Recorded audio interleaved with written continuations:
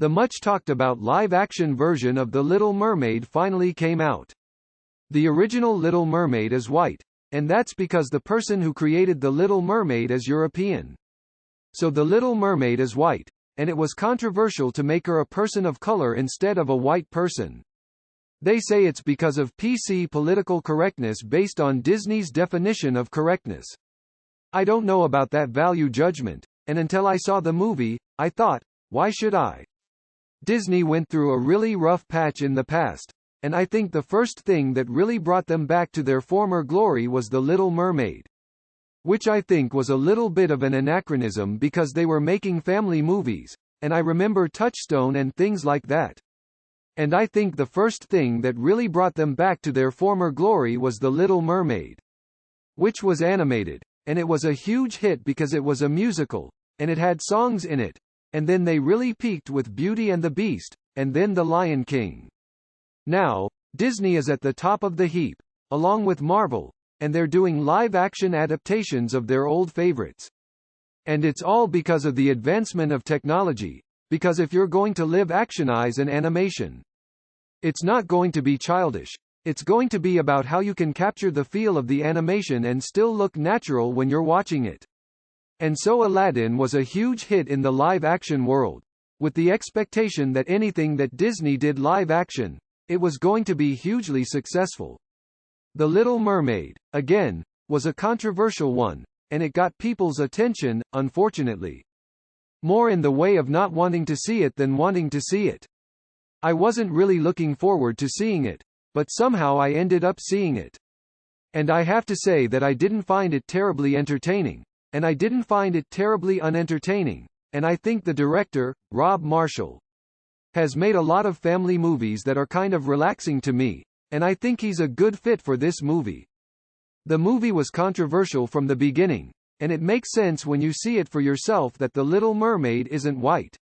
It's set in Latin America, and Latin America is a region of mixed ethnicity, and if it was Europe, it would be all white people, but if it's Latin America, it makes sense, and that's why there are so many different ethnicities. At the end, all the ethnicities were really represented, and I thought, do we really need to go that far? Also, unexpectedly, when I watched the movie, I didn't feel awkward or rejected at all.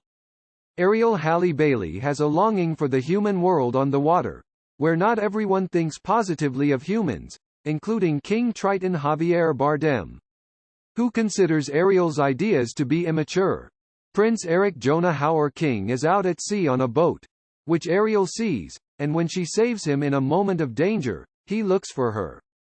Ursula Melissa McCarthy is looking for an excuse to turn against her brother, King Triton. She plots to use Ariel, who longs for humans, as bait.